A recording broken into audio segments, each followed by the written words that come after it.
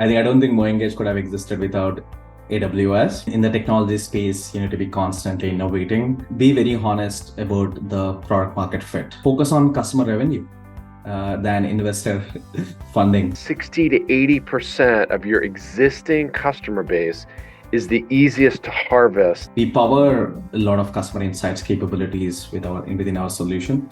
So we actually use some of the AWS personalized capabilities for some of the product recommendations. Hey everyone, this is Jeff Klaus with AWS. This is SaaS SCIONS brought to you by AWS in association with Business Insider India. Today's theme is From Good to Great, Shaping the Customer Engagement of Tomorrow for Consumer Brands. And I'm very pleased to be joined by Ravi Teja Doda. He is the CEO of MoEngage. We're going to have a conversation about that theme. And as a quick intro, I'm Jeff Klaus. I am the head of global ISV strategy. So essentially, that means that I'm responsible for the organization structure of how AWS formulates itself, incentivizes our teams, and focuses on software companies. I'm also responsible for programs in addition to the products being shaped for software companies. And then also, where is the puck going in the future? How do we shape our future services, products, and support for specifically for software companies? Again, I'm very pleased to be joined by the CEO of MoEngage, Ravi. And Ravi, you want to do a quick intro, and then we'll get started with some questions. Definitely, Jeff. Firstly, thank you for hosting me on this session, and it's been a great experience working with AWS from almost like day zero of MoEngage. I'm the co-founder and CEO of MoEngage. We are an insights-led customer engagement platform, primarily focused on helping consumer brands better engage and retain their customers and build customers for life. We are a company with over 1,200 consumer brands as customers and like 725 plus employees globally across 15 offices. Happy to be part of the session here. Super. So as the CEO and co-founder of very large and growing company, when you talk about the customer engagement space, like what initially intrigued you about that space, and like how do you feel that that's evolved and changed over the past few years? Definitely, Jeff. I think you're taking me like almost like over 9 years back. So as a company, we started off in 2014. And before MoEngage, I was running a consumer brand or a business for about 3 years. It was called Delight Circle. And it was one of the first few, I would say, mobile first consumer brands out there during the early explosion of the mobile app ecosystem. And we were building that sort of a mobile app centric company back in those early days. And when we were doing that over a 3-year time span between 2011 and 2014, and while we were kind of like building the business, we have seen multiple challenges with regards to customer engagement, and majorly around how do we kind of get those people who are coming for the first time, installing our mobile apps, how do we kind of get them to kind of activate, how do we retain them for longer, how do we kind of drive conversions from them, and so on. And when we were looking at various solutions out there, most of the consumer brands were leveraging, or most of the solutions out there in this space, we used to call it as, we call this space as a more of a marketing automation space. Most of the companies in the space were very email centric, whether it is the companies, the products from the likes of Adobe, Salesforce, Oracle, and many other kind of the first generation marketing automation platforms were very email centric, not built for today's fast-growing mobile-centric businesses, and there was a lot of data that consumer brands were generating in terms of behavioral data, but the solutions that were out there were not really leveraging this data. So we have seen that the existing solutions out there weren't kind of solving the problem for today's modern consumer brands, which are more mobile centric, which need to kind of do which need to also engage with customers in those micro moments when the customers are actually kind of on your website or on your mobile app and so on. So having seen the pain point ourselves as a company, and we saw that this pain point existed for a lot more brands, and that's how we ended up starting MoEngage. And when we started off, we were sort of educating the need for a modern customer engagement platform, and where consumer brands kind of can use a solution like MoEngage to understand customer behavior in a more granular fashion, can really act on the customer's micro moments in the real time, can leverage a solution for reducing churn for their mobile apps. So we were kind of creating the category in itself to some extent. And then also we were also kind of educating the need about focus on retention. Many consumer brands were focusing more and more on acquisition focus, but I would call it as retention marketing as an overall kind of focus was something that we were able to kind of create and educate the need. And over the years now, I think 9 years down the line, I think consumer brands fully understand the need for higher focus on retention marketing, and how they should kind of leverage various channels to kind of drive retention and lifetime value.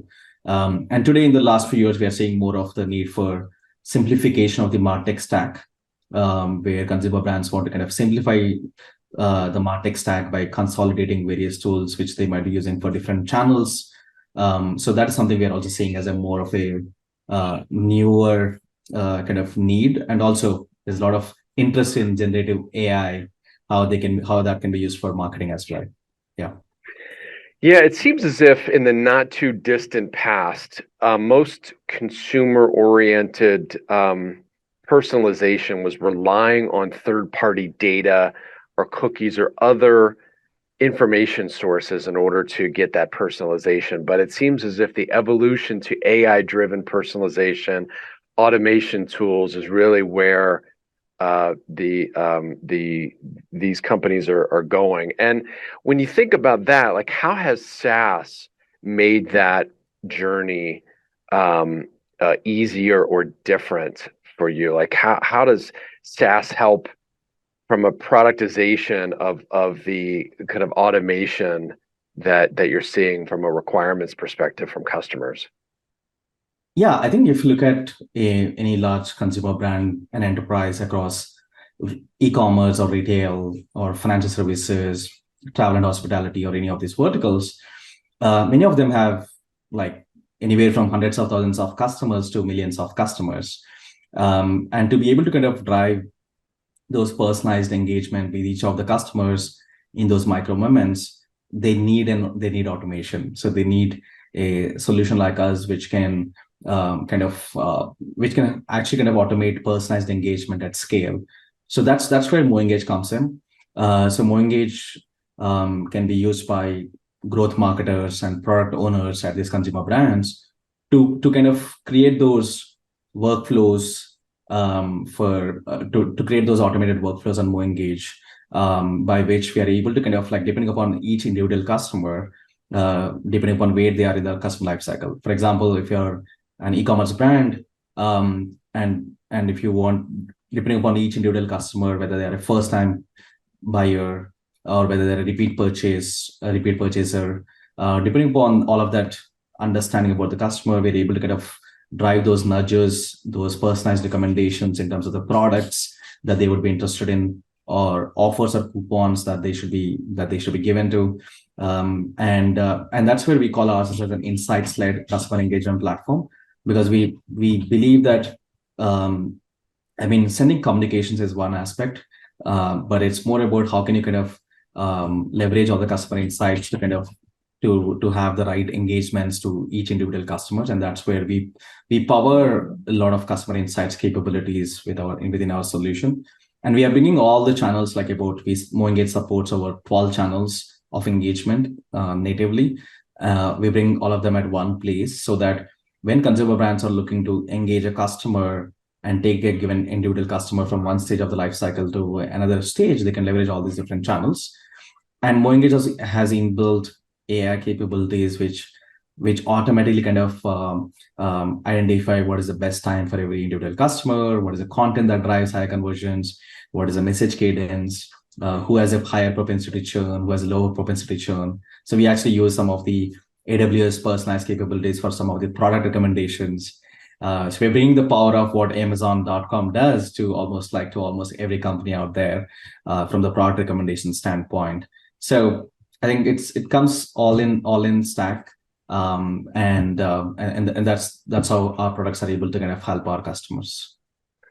That's very cool. So that brings to mind something that McKinsey reviewed in a session during reInvent last week. They were discussing kind of where you should invest in order to get your growth.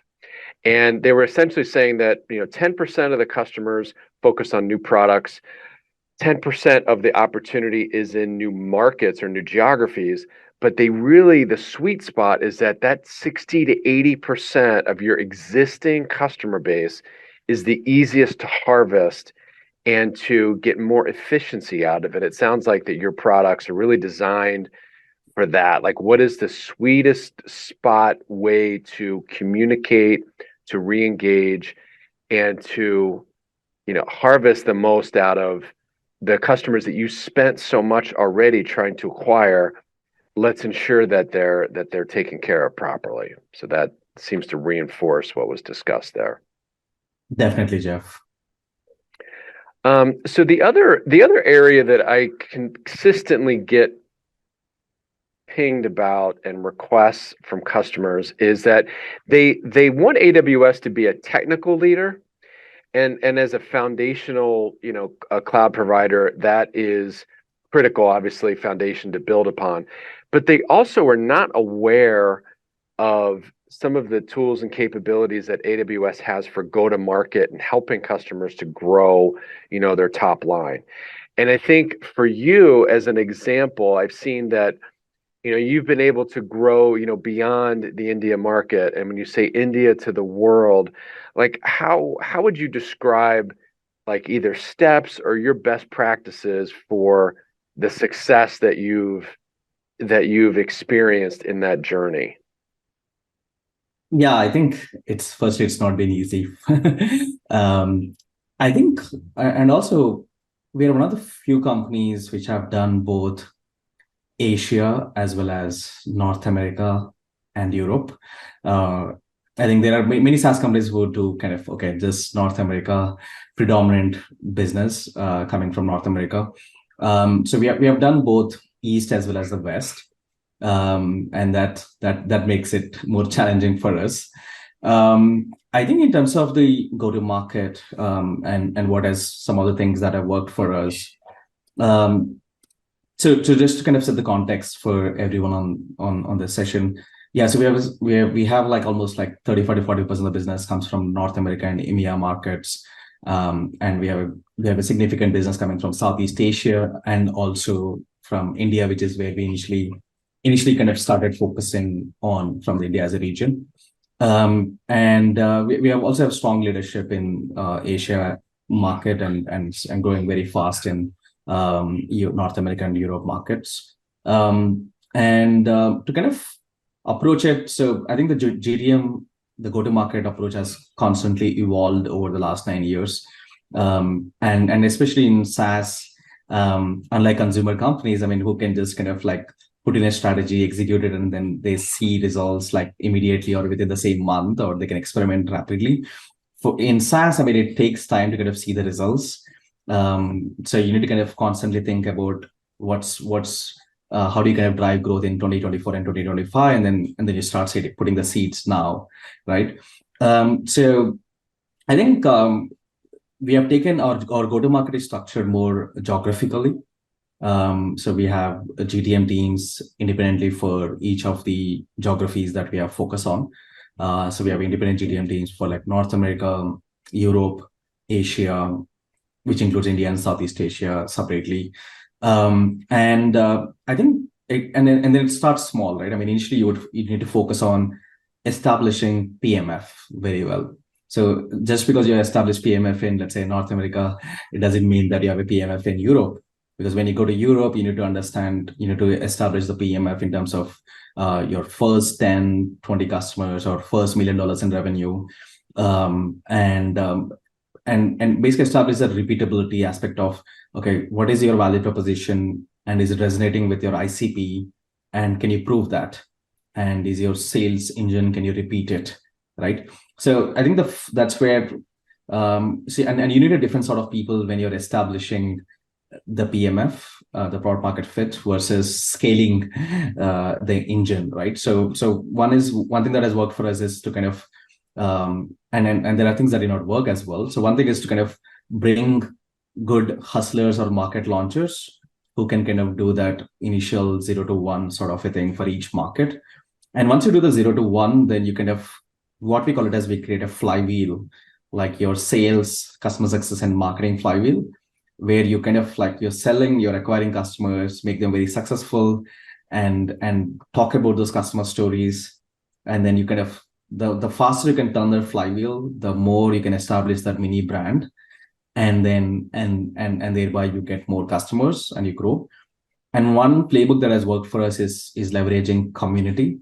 So to turn this flywheel faster, what we did is that we have this community called Hash Growth, and where we kind of do various mixers, events, co-marketing with partners, to kind of like, that's where we are able to kind of, that's one approach where we were able to kind of turn the flywheel faster, leveraging our existing customers and being very targeted at who we want as customers, and bringing all of them together and really kind of turning that flywheel.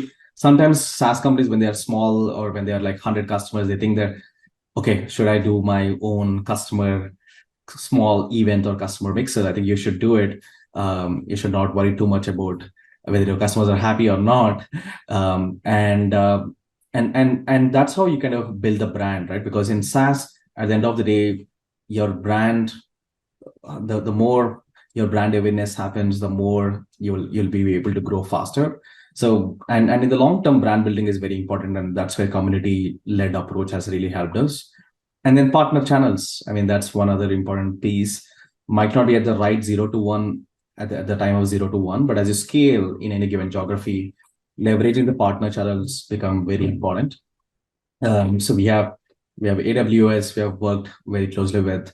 We have various complementary technology partners who basically are targeting the same ICP that we have, and we have done a lot of co-marketing with them, like dinners, mixers, along with those partners. That way you're even able to kind of optimize your marketing spends as well. So co-marketing and co-sell with partners has been one of the other playbooks that has really worked well. And then I think creating momentum, I think last but not the least, it's really important to kind of have the momentum in your go-to-market organization. And you can do that by creating the right operating cadence as well as the right leadership in place. Hope that helps. Yeah, that's interesting. I think for entrepreneurs, they need to have, there's kind of a continuum of investment alternatives when you're looking for new markets. There is really no expense. It's really legwork of working those communities, offering your expertise to those communities. They're generally looking for content. And then as you go across the continuum and you're investing your people maybe into partner programs or marketplace type entry, and then it gets even further when you put an investment of people in a new market, then you've hopefully built a little bit of a pipeline and a community, and then you can get a stronger return on the people that you invest in a new market. You have to be wary of local, privacy regulations, also hiring practices. Yep. We have at AWS a program that's evolving called Passport that essentially looks at what's your strategy going into this new geography. How do your products need to change to abide by local regulations? Is there a requirement from a real estate, hiring practices, HR, et cetera, that you need to be aware of? And then how can we utilize the partner programs within AWS in order to build a pipeline so that when you land, you have a faster return to profitability in that new market. So I think this is a critical area for entrepreneurs around India, and I'm also seeing this. What other countries do this well is the Israeli entrepreneur teams. They're global instantly. They design themselves to focus on the largest markets when they design their go-to-market and they design their products. And I think the India team also thinks that way as well. So great insight from you. I think the community aspect is something that is often overlooked, but is a real low-cost way of building brand, support, groundswell of activities. So you've evolved, you've made this investment, you're in multiple countries, you're growing, you've got a flywheel going. I don't know. I come from Intel before AWS, and Andy Grove's in the back of my mind. Only the paranoid survive, right? You're always paranoid about that next thing around the corner that's going to impact you. So Yeah. how does your company stay ahead of the curve, around those innovative solutions? And how do you challenge yourself to anticipate where the industry's going so that you can be ahead? Yeah, you need to, in the technology space, you need to be constantly innovating. Otherwise, you become redundant or lost. I think, firstly, you need to have, you need to be closer to your customers. As a founder or as a leader, you need to kind of listen to your customers, engage with your customers, not just kind of understanding what they're asking for, understanding their workflows, understand their challenges, understand their business goals, how are they thinking about it. That will firstly give you more insight into how you can kind of innovate your product. What are the areas that you can expand into, in terms of capabilities, or in terms of the adjacent product areas and so on, right? So that's the first important piece. And the second part is obviously being very good, having a very close track of the technology trends that are happening, underlying technology trends that are happening, whether it could be like a cloud data warehouses or generative AI technology, focus like in terms of simplification of the stack. And it's important to have a viewpoint yourself of how the world should look like in like 5 years down the line. How should consumer brands be leveraging SaaS products like us in few years down the line? So I think it's important to have a viewpoint, so that so one is like how should the behavior be, then according to technology can take it there, right? And that's where we have been constantly evolving and innovating always, and really important to also kind of have build the right culture for that. I think it's really important to kind of build the right culture for innovation within your organization, and whether it could be sometimes like separating out the focus for certain new areas that you want to experiment versus your core product areas, which are more where you want to kind of make incremental changes or like maintain more things and so on. So it's really important to have a separate maybe team towards some of these kind of 0 to 1 areas. And I think one of the important things that's obviously kind of changing today is basically kind of how can we leverage AI better as SaaS products. Can talk about more on that, what we are doing. Yeah. I think often the struggle, part of the challenge with startup or relatively high growth organizations, is the most difficult thing is to reprioritize and to say no to certain things, because you feel like you have to do everything and Yep. you cannot give up an opportunity. And there's burnout, there's challenges with employees. So I just recall in the past some groups, particularly for employees that want stretch assignments, they would give a stretch assignment to an employee to say, hey, go and do some research on, containerization in the bring your own cloud space, and what are the advantages and disadvantages, and come back and present, prepare a couple slides, prepare a 20-minute presentation, and it allows someone to dig deeper into a particular topic and to do some research on it, and then they can bring and educate other people on teams. And generally, if you're big enough to have like a office of the CTO, they generally do those kind of things. But any product manager, if you're a small organization, any product manager can also assign these like small micro stretch deep dives, essentially, to have people go and research. So I thought that sometimes is helpful. Yeah, and it is also part of our operating cadence where we drive some of these learning sessions, tech town halls, and so on, and then creating that culture of innovation.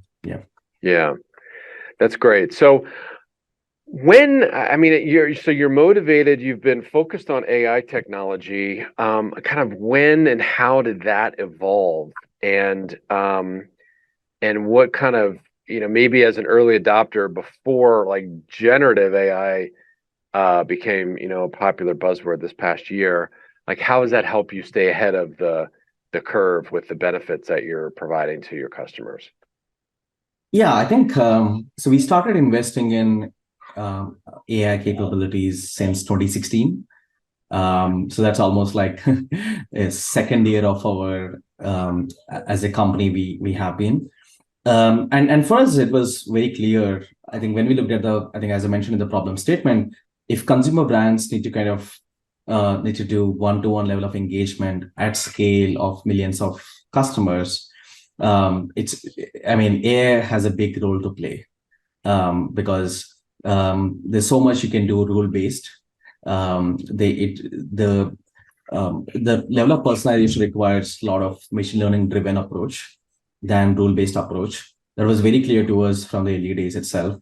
And we wrote our first vision document in terms of how we want to see consumer brands leveraging or consumer brands moving from a rule-based approach to a learning-based approach in like back in 2016, right? So we wrote that vision document. We launched the first set of capabilities around timing, optimizing the timing of the messaging, then the content of the messaging, where we are automatically kind of dynamically optimizing the content. And then also it needs to be very clear about the problems that you're solving for your customers. Is it about business impact in terms of like whether it is, in our case, either it should be impacting the revenue or the lifetime value metrics of the company, or it should be making it easier for the people who are using our products. It could be the marketers or product owners. How are we making their life easy to kind of really drive the personalization objectives for their customers, right? For their business.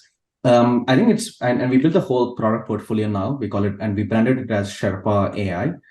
It's our AI engine which optimizes each of the aspects of the marketing automation. It could be about which customers to engage. We have a bunch of predictive AI capabilities to kind of do that.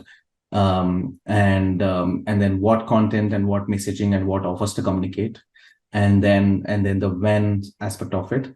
So we took this building blocks. I mean, these are all the different building blocks, and we initially thought that the hardest part would be content.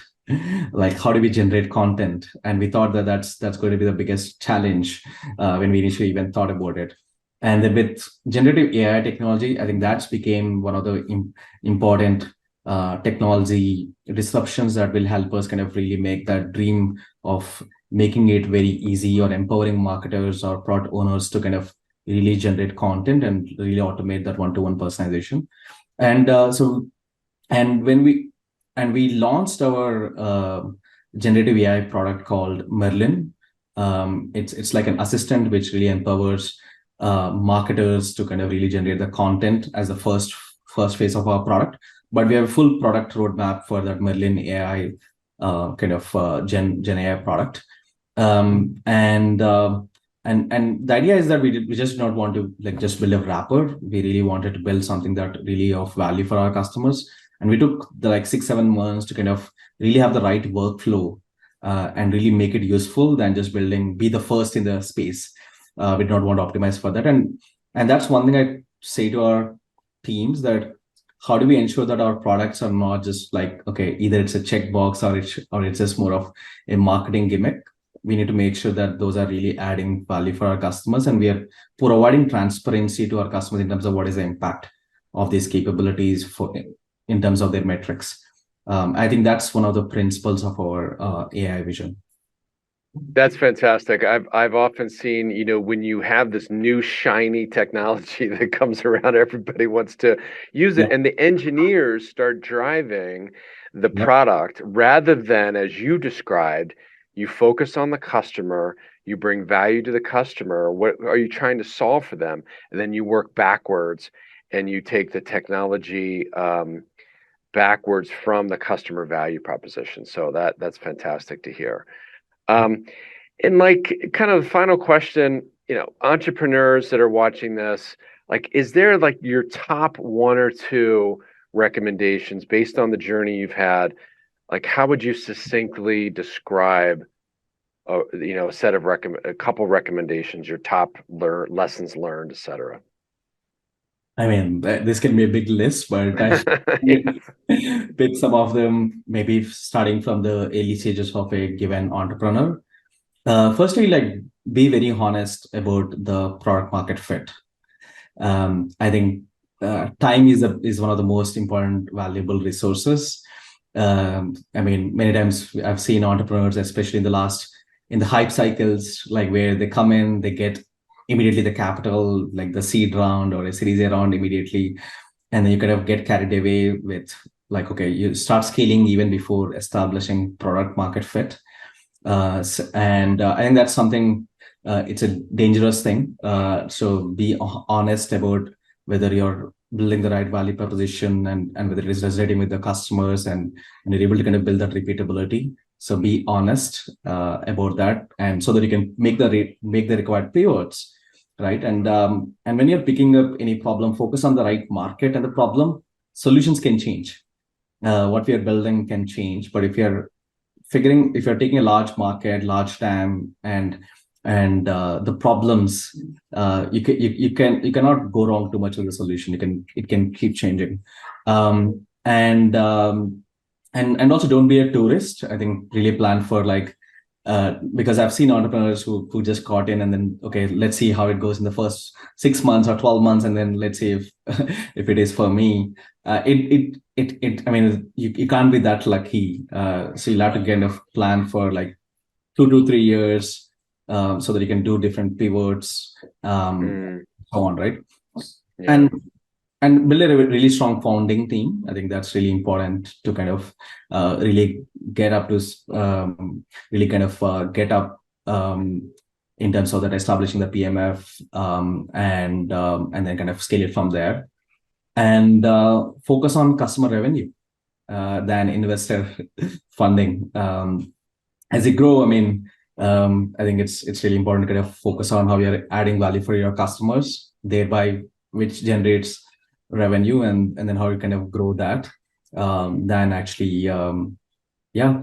And then one important thing is for scale founders, as they've gone through like 10 million plus, build a good operating cadence within your organization, because it's about, for SaaS companies especially, it's about continuous grind.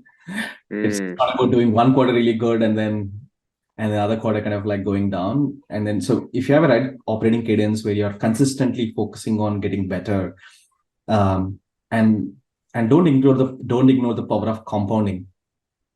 SaaS compounding is so, it just like you keep getting better, and then it just compounds over lifespan. Yeah. Fantastic. Great advice. I think for new entrepreneurs, the path is not always straight. Building some operational excellence to have some agility to accommodate the movements and changes. Fantastic advice. So Ravi, thank you very much. On behalf of SaaScience, I wanted to thank you for your insight. We appreciate it, and I hope this was valuable. Thank you. Thank you very much. Appreciate it. Yep. Thank you, Jeff. And I just missed mentioning one last thing. I don't think MoEngage could have existed without AWS, because at the scale of business, at the scale of customer interactions that we deal with, almost hundreds of millions of messages that we send almost every day. I think the only way we would have done what we did was only with a cloud provider which can scale at that level. Yeah. Super. Yeah, we're only successful if our customers are successful, and that is you and what you represent. So we appreciate your diligence there and working with us, and thanks again for your time and insight. Appreciate it. Same here.